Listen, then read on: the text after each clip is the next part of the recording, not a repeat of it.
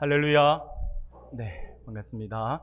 오늘도 하나님께서 허락하시는 풍성한 은혜 안에서 변함없이 우리 모든 성도님들이 함께 그 은혜를 온전히 누리고 또 하나님께서 허락하시는 풍성함들을 마음껏 누리는 그런 복된 시간이 되기를 소원합니다. 오늘 우리가 출애굽기 23장의 말씀을 우리가 함께 읽었습니다. 오늘 본문의 말씀으로 치우치지 말라라는 제목으로 잠시 말씀을 살펴보면서 하나님의 은혜를 나누고자 합니다. 사랑하는 성도 여러분, 혹시 호통판사라고 한번 들어보셨습니까? 호통판사라고 하는 사람이 있습니다. 천종호 판사라고 하는 이 판사님의 별명입니다. 별명이 호통판사예요. 보통 판사들에게 있어서 소년 재판은 인기가 별로 없다라고 합니다. 큰 재판도 없이 그저 너무나도 사건은 많은데 크게 주목을 받지도 않아요. 그러다 보니까 소년 재판 같은 경우는 한 건당 한 3분 정도의 시간이 소요가 된대요. 그냥 땅땅땅 때리는 걸로만 그냥 끝나버리기 때문에 특별한 어떤 큰 사건도 없고, 그러다 보니까 여기에서 아무리 오랫동안 열심히 해도 그렇게 인정을 받지 못하는 상황이라고 합니다. 그렇기 때문에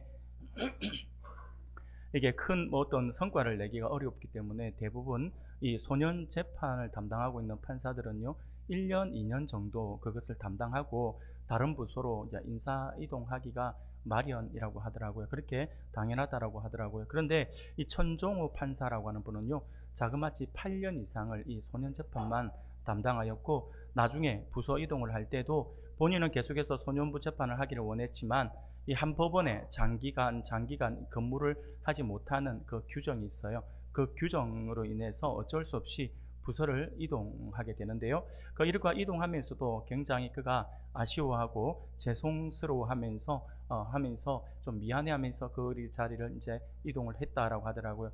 여하튼 이 천종호 판사는 주변의 많은 사람들로부터 굉장히 존경을 받는 그러한 판사 가운데 한 명이었습니다. 그런데 이 천종호 판사가 호통 판사로 불려지게 된 이유가 있어요. 그것은 다름이 아니라 천종호 판사는 다른 판사들과는 달리 소년범이 있으면 재판을 하는 도중에 그를 비난하거나 단죄하는 대신에 진심 어린 말로 호통을 친다라고 하더라고요. 그래서 그 아이들에게 이렇게 살면 안 된다, 너도 달라질 수 있어 라고 하는 것을 굉장히 많이 강조를 합니다. 그렇게 해서 굉장히 엄하게 호통을 쳐서 죄를 지었을 때는 어떤 벌을 받게 되고, 이 법정이 얼마나 무서운 곳인 것을 너희들이 알고 다시는 이 자리에 서지 말아야 된다라고 하는 의미에서 굉장히 강하게 호통을 칩니다. 그런데 그 말투가 너무 세다 보니까 잘못 들으면 욕같이 들려진대요. 그냥 판사가 욕하더라 이렇게 이야기할 정도로 이렇게 들려질 정도로 굉장히 강하게 호통을 친다라고 하더라고요. 이렇게 천종호 판사는요, 단순히 법의 잣대로 소년범들을 평가하지 않고 아이들이 다시 돌이키기를 간절히 원하는 그 마음에서 그들의 삶의 무게를 들여다보고 상처받은 아이들이 다시 일어설 수 있도록 치우침 없이 한쪽으로의 어떤 선입견이나 어떤 편견을 가지고 접근하는 것이 아니라 아무 치우침 없이 바르게 대하면서 다가갔다라고 하는 것입니다. 아주 단호한 태도와 함께 그 안에 깊은 관심과 공평한 사랑이 담겨 있어서 그렇게 호통을 치고 있었던 것이죠. 천종호 판사가 이렇게 아이들을 호통치는 것은 다름이 아니라 바로 비행 청소년들에게도 기회가 주어져야 한다라고 믿었기 때문입니다. 대부분의 비행 청소년들의 가정을 보면 결손 가정이나 정상적이지 못한 가정이 많았고, 그곳에서 제대로 부모님이나 주변의 사람들로부터, 어른들로부터 관심조차도 받지 못했고 사랑도 받지 못해서 비행 청소년이 되었다라고 하는 것입니다. 그래서 천종호 판사는 비행 청소년만 야단을 치는 것이 아니라 이 아이들을 담임하고 있던 담임 선생님도 불러서 같이 야단을 치고요. 관심이 좀 덜했다며 야단을 치고, 특히 이 아이들의 부모님들까지 불러가지고 같이 야단을 치면서 왜 더 많은 관심을 가져주지 못했고 더 많은 사랑을 주지 못했냐라고 하면서 야단을 친다라고 하더라고요. 그래서 그는 아이들의 잘못을 징계하기만 하는 것이 아니라 이 아이들을 정상적이고 사랑이 풍성한 가정에서 이 아이들이 자랐다라고 한다면 과연 이렇게 비행 청소년이 되었을까라고 하는 생각을 하면서 이 아이들에 대한 다시 회복할 것이라고 하는 믿음 안에서 그들을 대했고요, 다시 비행을 저지르는 것을 막기 위해서 현실적인 대안도 제시해 주기도 했습니다. 판결이 단순한 형벌로 끝나는 것이 아니라 한 사람의 삶을 새롭게 세우는 계기가 되도록 노력을 했다라고 하는 거죠. 이것이 천종호 판사가 가지고 있었던 마음가짐이었습니다. 이 천종호 판사는요, 죄에 대해서는 엄격히 재판을 하면서 판결을 하되 자신의 경험을 통해서 소년범들의 그 상처를 이해하면서 소년범들을 향하여서 그렇게 살아서는 안 된다라고 호통을 치면서 야단을 치는 일이 잦아진 거죠. 그러니까 이 별명이 이제 호통 판사라고 하는 별명이 붙을 정도였잖아요. 비행 청소년들을 굉장히 많이 호통을 칩니다. 그런데 문제는 뭐냐면 이 천종호 판사가 호통 치는 것에만 이게 주된 목적을 가지고 있었던 건 아니에요.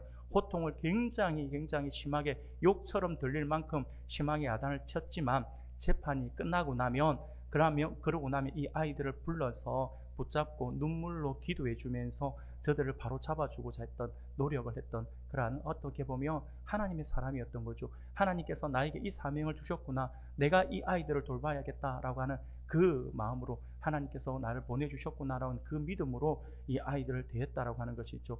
사랑하는 여러분, 굉장히 어떤 사건이 있으면 아이들의 사건들이 굉장히 좀 잔인한 사건들도 많잖아요. 그럼에도 불구하고 이분은 단 한 번도 어떤 사건에 대해서 치우침이 없이 이 아이가 왜 이렇게까지 했을까라고 하는 부분으로 접근을 하면서 아이들에게 다가갔다라고 하는 것입니다.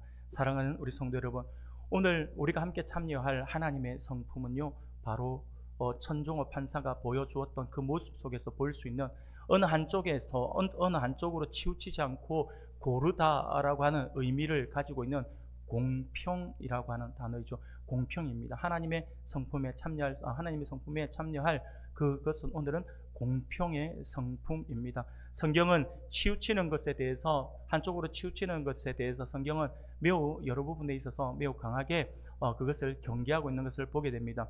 로마서 3장 12절 말씀을 보면 이렇게 말씀을 합니다. 다 치우쳐 함께 무익하게 되고 선을 행하는 자는 없나니 하나도 없도다 라고 말씀을 합니다. 곧 무익하게, 한쪽으로 치우치게 되면 무익하게 된다라고 말씀을 합니다. 또한 시편 14편 3절에 보면 이렇게도 말씀을 합니다. 우리가 같이 한번 읽어볼까요? 같이 읽겠습니다. 시작. 다 치우쳐 선을 행하는 자가 없으니 하나도 없도다. 아멘.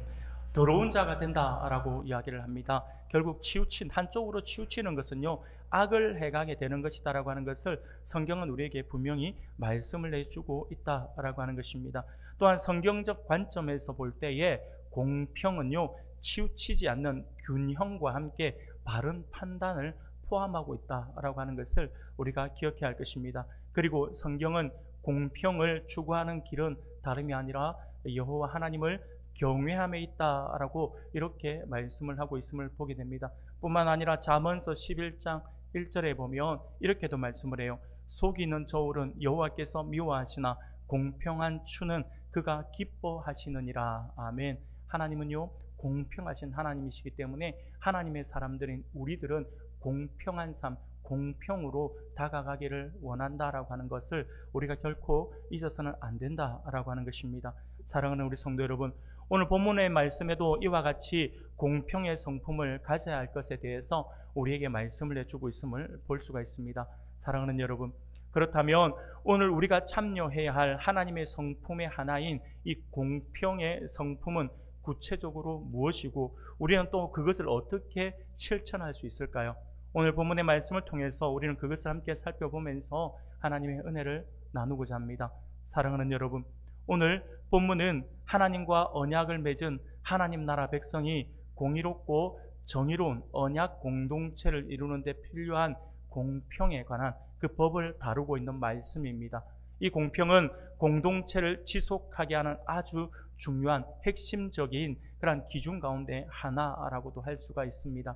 따라서 공평은 공동체를 구성하는 구성원 서로 간의 관계 안에서 반드시 나타나야 하는 것입니다. 교회 안에서 성도들 간의 대화할 때 어떤 관계를 유지하고 대화를 하고 그 관계 안에 있을 때에 공평함이 우리 안에 묻어져 있어야 한다라고 하는 거죠. 그 공평은 성도 간의 관계 안에서 나타나야 되는 성품이다라고 하는 사실을 우리가 결코 잊어서는 안 될 것입니다.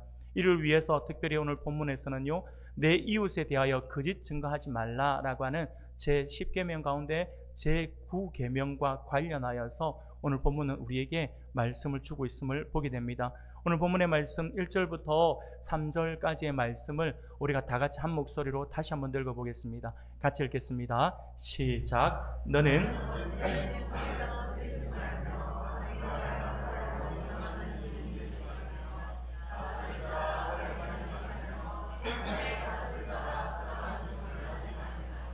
가난한 자의 송사라고 해서 변벽되이 두둔하지 말지니라. 아멘.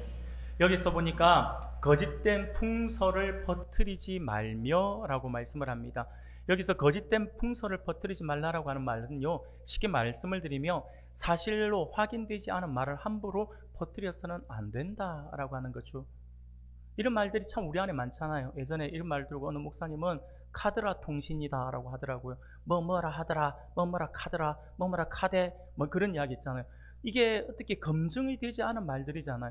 검증이 되지 않은 말들을 우리는 너무나도 쉽게 퍼다 나릅니다. 그것이 듣고 그것을 가지고 막 옆에 사람에게 막 전달을 너무 많이 하는 거예요.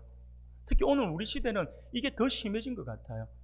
막 미디어 매체, 특히 이게 유튜브 같은 거를 통해서 볼 때에 거짓된 정보, 잘못된 정보, 나를 들었을 때 오해할 수 있는 그런 정보들이 너무 걸러지지 않은 정보들을 너무나도 많이 이게 양산해내고 그것을 퍼뜨리고 있어요. 그것을 들은 사람들은 미디어에서 한 말이기 때문에 이게 진짜라고 생각을 하는 거예요. 그래서 방송에서 그런 말 하던데라고 하는 거예요. 그러면서 뉴스에도 그런 말 나왔던데라고, 인터넷 방송 속에 나오는 그 뉴스가 진짜 매체에서 이렇게 하는 것처럼 듣고는 그래 하더라 하면 맹신을 하는 거예요. 맹신. 그러면서 그 이야기를 막 퍼다 나르는 거예요.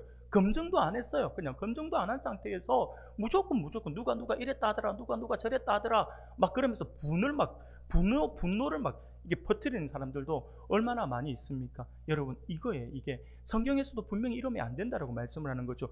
거짓된 풍설을 퍼뜨리지 말라라고 이야기하잖아요.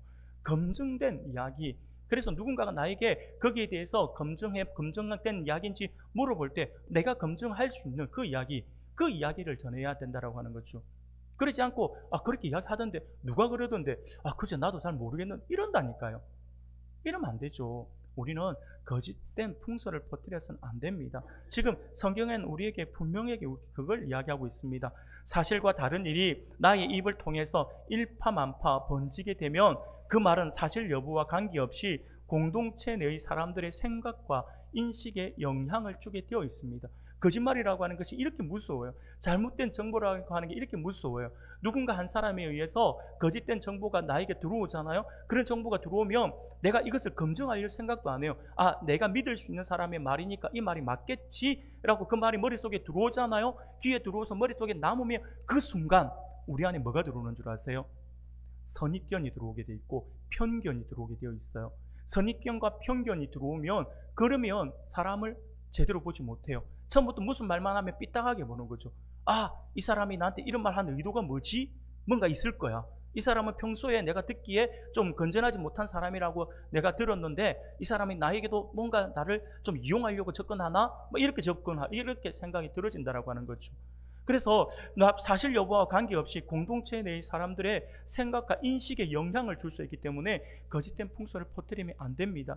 그래서 그런 말을 듣기 전과는 다른 태도로 해당 인물을 대하기 때문에 아주 어려운 공동체 내에 아주 갈등을 조장하는 그런 일들로 나타날 수가 있다라고 하는 거죠. 한쪽으로 치우친 시각을 가지게 된다라고 하는 것입니다. 굉장히 공동체의 그 아름다움과 공동체의 건전함을 해치는 아주 안 좋은 것이다라고 할 수가 있습니다. 사랑하는 여러분, 만에 하나 내가 그렇게 거짓된 풍수를 거르지 않고 검증되지도 않은 상태에서 내가 그것을 퍼뜨리게 되면 나중에 만에 하나 그것이 사실이 아니다라고 하는 것이 밝혀진다면 어떤 일이 벌어질까요?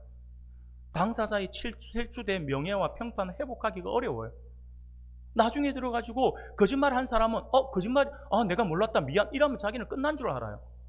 근데 그걸로 인해서 상처받은 사람, 그것으로 인해서 막 사업이라든지 이런 부분들이 완전히 바닥을 친 사람들 어떻게 회복할 거냐고요. 미디어 매체들도 얼마나 이게 문제가 많습니까? 신문들도 예전에는 정확한 정보들도 아닌 거 가지고 누가 이런 제보를 했다더라 해가지고 신문에 대문짝하게 때리잖아요. 그러고는 그게 옳지 않다, 틀렸다라고 하는 게 발표되면 나중에는 이만큼의 거짓 정정 정보를 내는 것이 아니라 기사를 내는 것이 아니라 아주 신문 기통이 요만하게 그때 몇 월 며칠에 오늘 오보였습니다. 이렇게 이야기한다니까요. 사람들은 모르잖아요. 그 사람들의 그 실추된 명예와 평판 회복하기가 어렵다라고 하는 거죠. 영혼을 죽이는 거예요. 그러기에 하나님은요, 그러한 거짓된 말을 퍼뜨리지 말라라고 명령하심으로 우리에게 공평을 이루어야 한다라고 말씀을 하고 있는 것입니다. 이러한 명령은 이어지는 1절 하반절 말씀에 보면 의인과 연합하여 위증하는 악인과 연합하여 위증하는 증인이 되지 말며라고 이야기하죠. 이 말씀과 함께 연결이 되는 거예요. 이 명령은 이웃에 대하여 거짓 증언하는 일을 금하고 있는 것이죠. 특별히 그 증언은 법정 소송에서 중요하게 영향을 미칩니다. 허위 신고로 인해서 실제로는 무죄인 사람을 체포하거나 기소하게 되기 때문입니다. 악한 자가 의도적으로 그러한 상황을 만들 수도 있어요.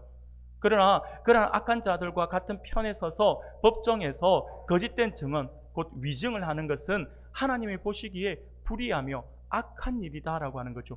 공평과는 너무나도 거리가 먼 모습이다라고 하는 사실들을 우리가 결코 잊어서는 안 됩니다.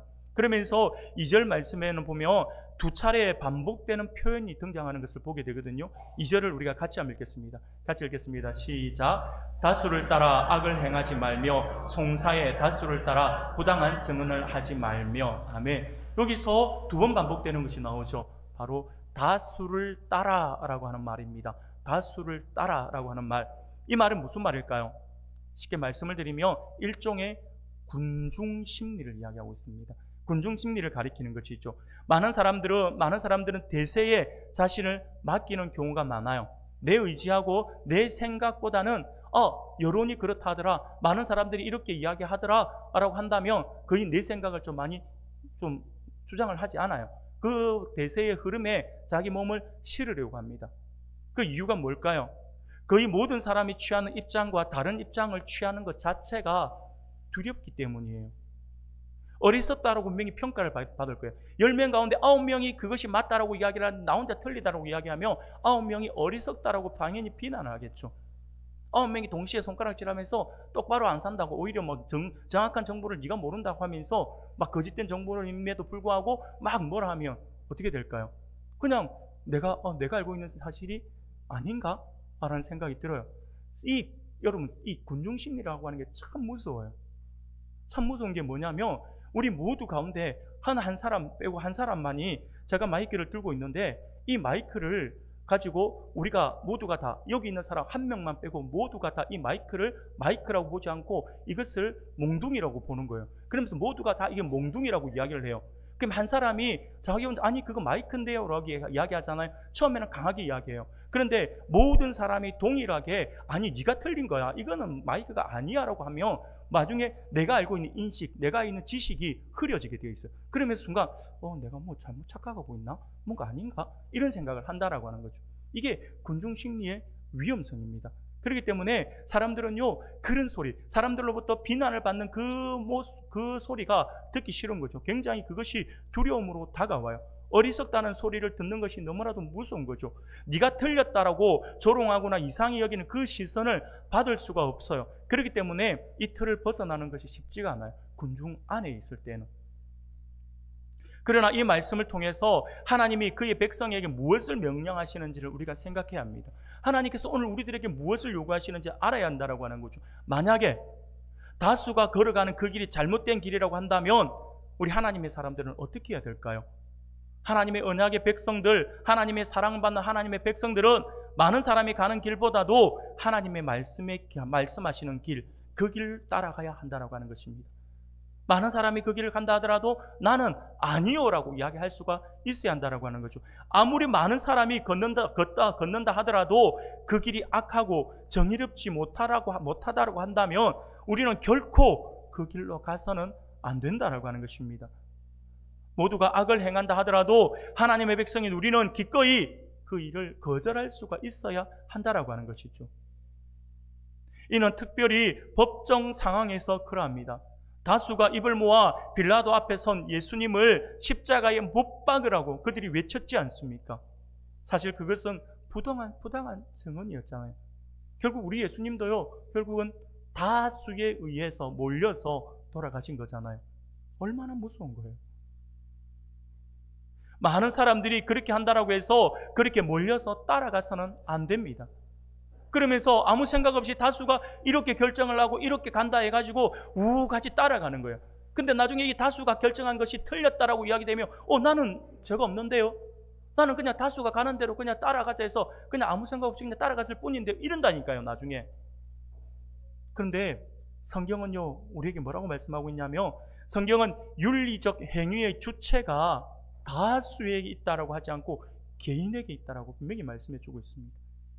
다수에 의해서 내가 따라간다 하더라도 결국 그것을 결정하고 따라간 존재는 나다라고 하는 거죠.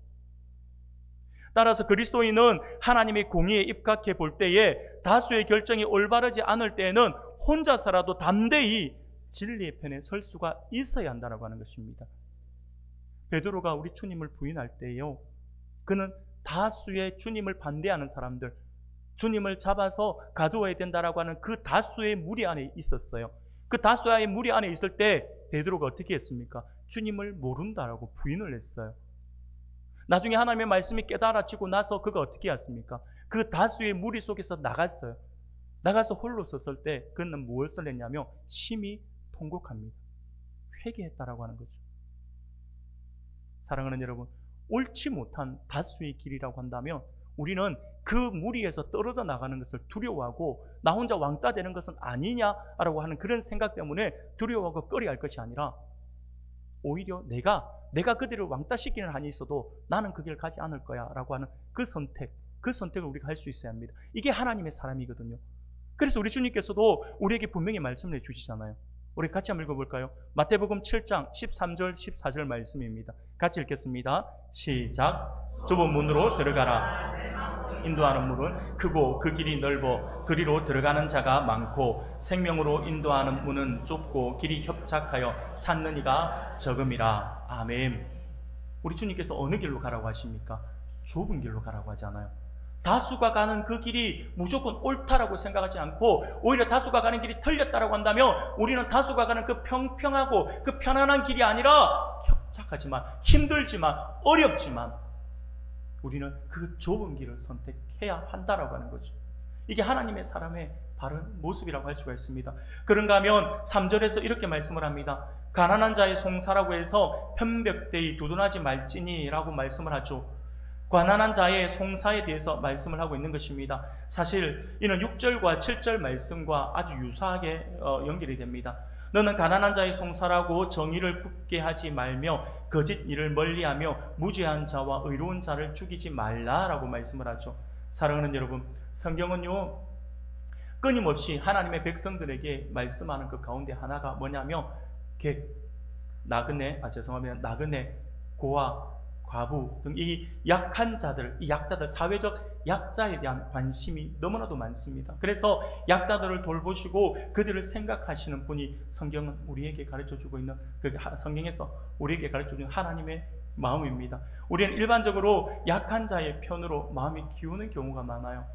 우리가 어릴 때부터 우리가 물론 이 교회를 안 다니는 사람들도 약자에 대한 마음들을 우리가 가지는 것은 사실이지만 실제로 보면 우리 또 예수 믿는 사람들은 더더욱이 그래요. 우리는 성경에서 계속해서 가르치고 있는 것이 약한 자들, 연약한 자들을 우리가 돌보아야 된다라고 이렇게 이야기를 하잖아요. 그래서 성경은 계속해서 그런 마음들을 가지고 있다 보니까 그런 말씀들을 우리에게 주고 있다 보니까 우리는요 이 약한 자의 마음 편에서 우리가 먼저 관심을 가지고 그것을 바라보려고 하는 사람들이 많이 있습니다. 그런데 여러분, 법정 소송 상황의 경우에는 다릅니다. 가난한 자라고 해서 재판 판정에서 그의 편을 들어주는 것은 공평하지 않은 처사다라고 하는 거예요.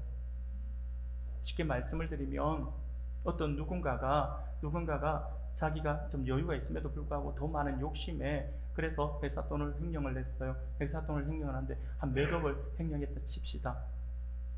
그런데 또 옆에 있는 사람은 보면 이 사람은 생활고에 시달려요. 너무 힘들어요. 너무 가난해요. 너무 가난해서 너무 힘들다 보니까 아이들한테 오늘 먹일 것이 없어가지고 그래서 옆에 있는 사람 지갑에 손을 대어서 거기서 10,000원짜리 한 2장을 빼가지고 도망을 갔다 생각해 봅시다. 근데 우리의 마음은요, 만 원짜리 2장 빼간 사람들을 측은히 여기고 그들을 우리가 불쌍히 여기고자 그렇게 이야기하면서 몇 억을 공금 횡령한 사람들을 우리가 더 비난을 해요. 얼마 가난한 사람들이 했던 죄에 대해서는 얼마나 이게 힘들었으면 이렇게 했을까라고 생각하면서 우리는 그를 눈 감아주려고 한다라고 하는 거죠. 물론 그 측은한 마음을 가지는 것이 틀렸다가 아니에요. 그 측은한 마음을 가지는 것은 사실 정당한 우리가 바른 마음입니다. 그러나 그 죄에 대한 대가는 치러야죠.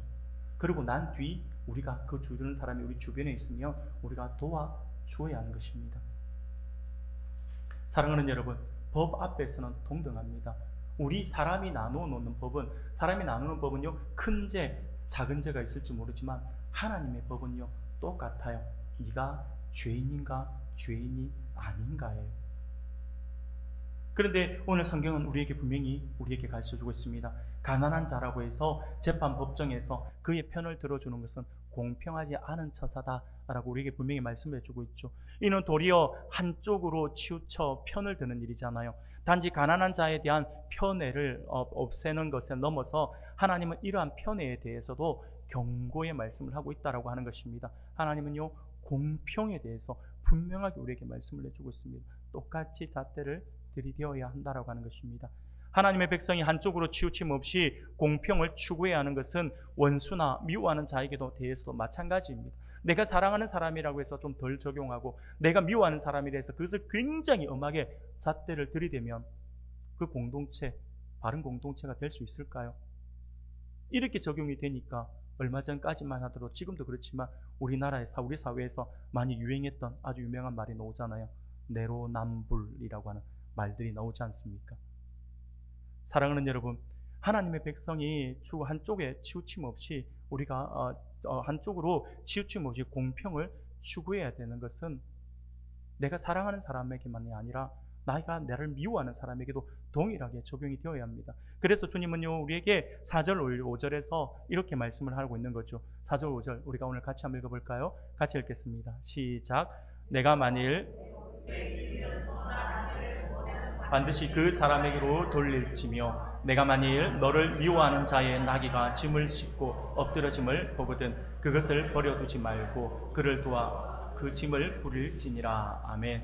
사랑하는 여러분, 원수이든 원수가 아니든 미워하던 사람이든 미워하지 않는 사람이든 간에 차별 없이 그를 도와줌으로써 이웃 사랑을 실천하라라고 성경은 우리에게 분명히 말씀을 해주고 있습니다.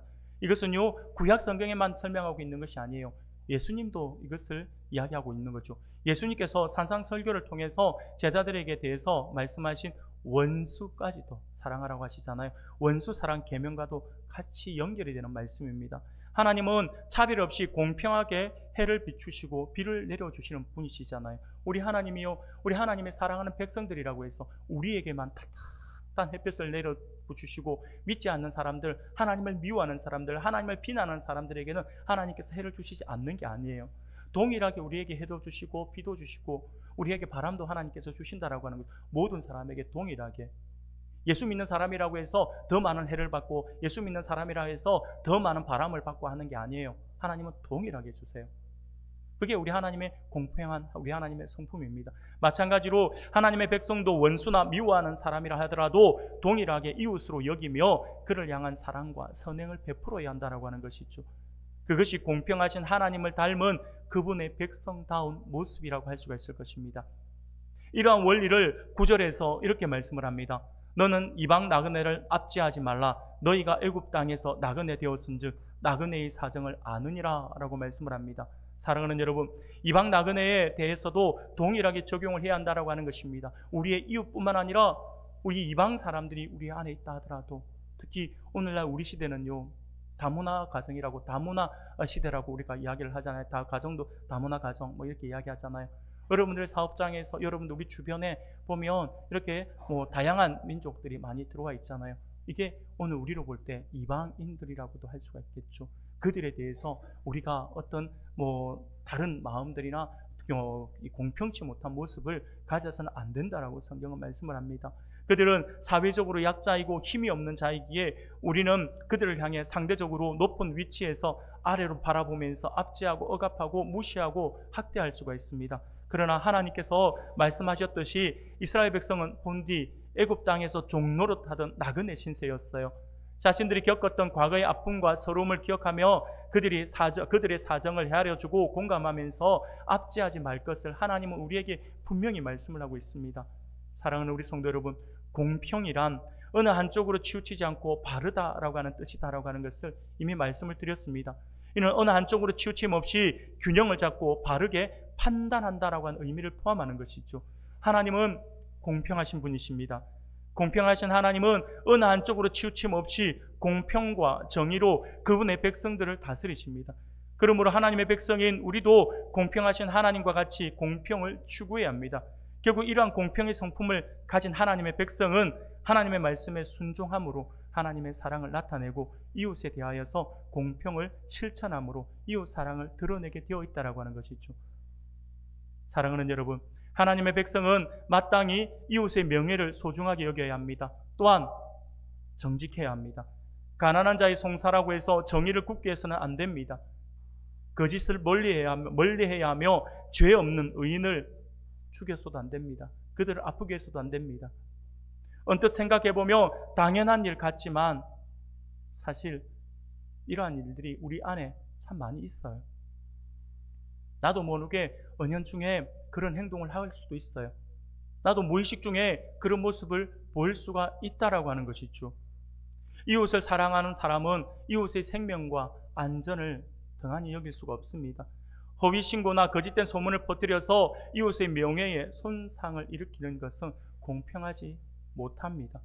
다수가 악을 행한다고 그 악에 함께 가담하여서 부당한 증언을 하는 것도 마땅하지 않습니다. 법 적용을 공평하게 하지 않고 가난하고 약한 자를 편애한다거나 뇌물이나 뒷돈거래를 하여서 사회 정의를 왜곡시키는 일도 불공평한 처사라고 할 수가 있습니다. 원수나 미워하는 사람이라고 해서 도움이 필요한 대상에게 도움을 주지 않는 것 또한 마찬가지입니다.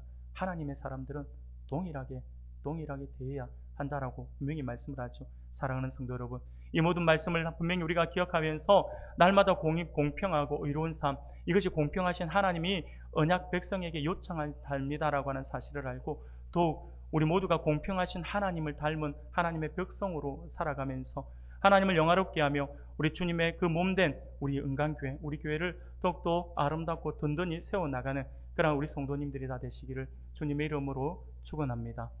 아멘.